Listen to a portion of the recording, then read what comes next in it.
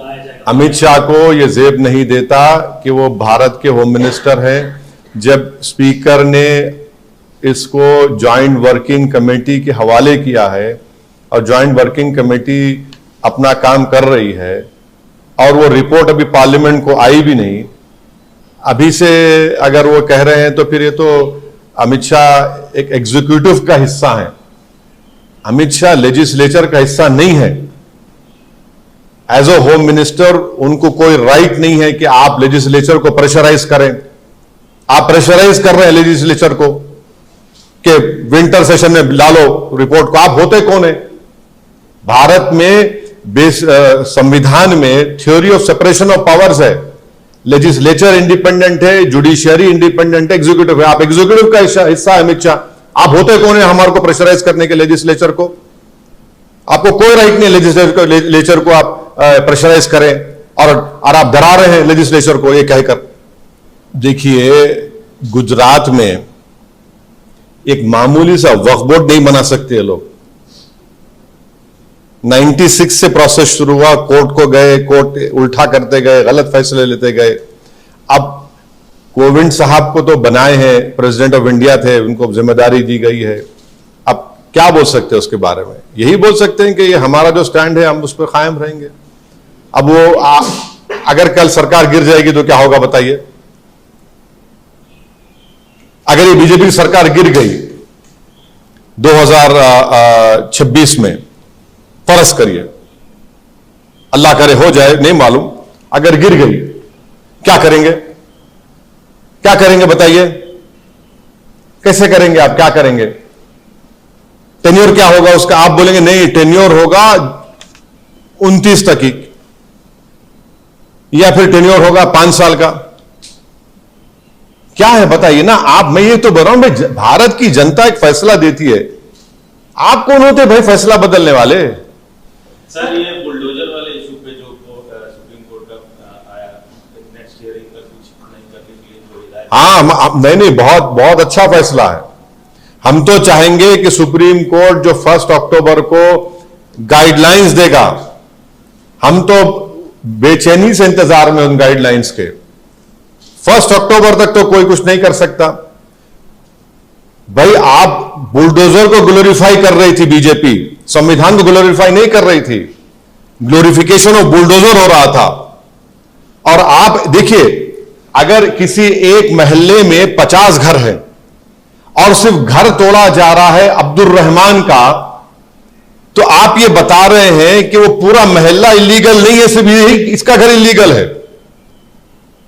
ये कौन सा है? तो नफरत की मिसाल है ये तो कम्युनिज्म है पूरा ये बीजेपी का।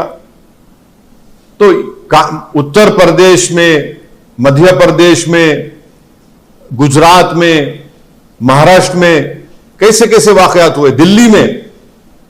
देखिए, जो भी सरकार तोड़ना चाह रही है, ड्यू प्रोसेस को फॉलो करना पड़ेगा आपको, नोटिस देना पड़ेगा आपको।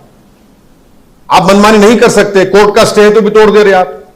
इलाहाबाद में वाइफ के नाम पे घर है क्योंकि उसने CAA प्रोटेस्ट में हिस्सा लिया, आपने पति को नोटिस दे घर तोड़ दिया आपने। तो ये तो जुल्म है ना। इसमें मेरे मालूम था आप पूछेंगे, मेरे जवाब में वो भी शामिल है। सर, गणपति विसर्जन के दौरान कर्नाटक में, तेलंगाना के कुछ हिस्सों में, उसके अलावा देश के अन्य हिस्सों में नहीं, तेलंगाना में कहीं पर भी कुछ नहीं हुआ अल्हम्दुलिल्लाह। तेलंगाना में पीसफुल रहा, दोनों कम्युनिटीज ने मिलकर। हां, थोड़े बहुत है बात, जहरीले लोग हैं, वो अपनी कोशिश करते रहते हैं, मगर तेलंगाना में पीसफुल हो गया। कल जलगांव में वहां पर कुछ हो रहा था रात में, तो वहां के मैं जलगांव के SP से बात किया, मैं उनको शुक्रगुजार हूं। उन्होंने बोले हम पूरा एक्शन ले रहे हैं, आप बिल्कुल मुतमईन रहिए। कर्नाटका में हुआ 2-3 जगह पर, तो अफसोसनाक बात है, नहीं होना था।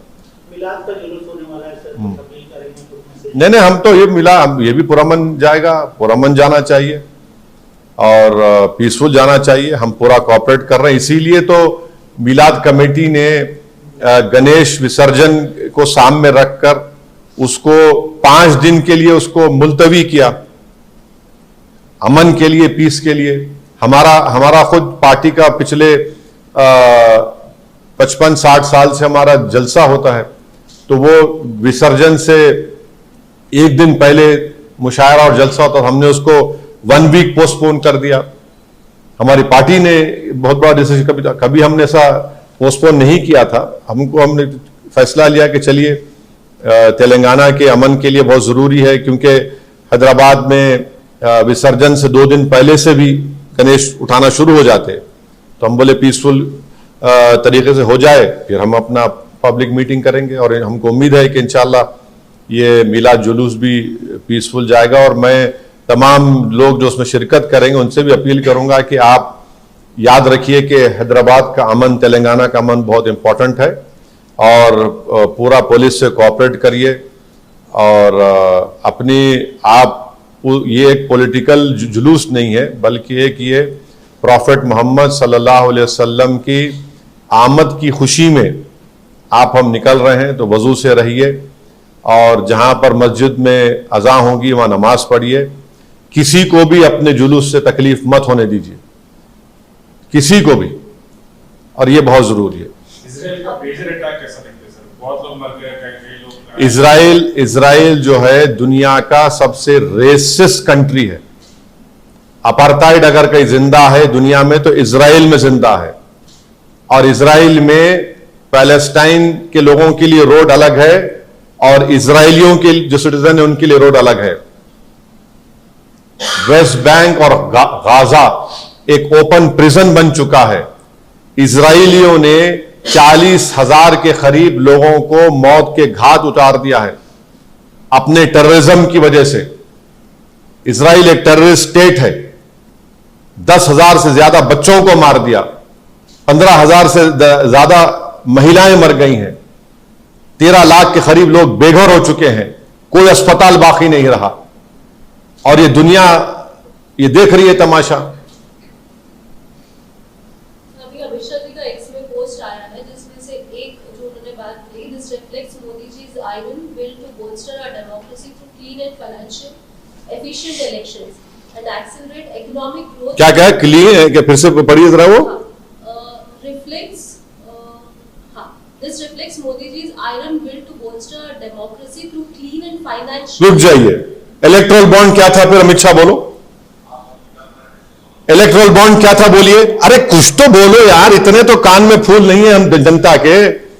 इलेक्ट्रल बॉन्ड में तो आपने मलाई खा ली, आपने तो पैसा उन गोश्त की फैक्ट्री वालों से तक लिया, 10 करोड़ रुपए लिए। Clean election finance, erectile bond तो आप तो भाई, आप तो माने खारून का खजाना भी कम हो जाएगा आपके सामने, इतना मिला आपको। इलेक्ट्रल बॉन्ड क्या था? वो क्लीन था। वो क्या क्या नहीं कहा गया सुप्रीम कोर्ट में उसके बारे में, क्या क्या आप लोगों ने उसके बारे में स्टोरीज लिखी।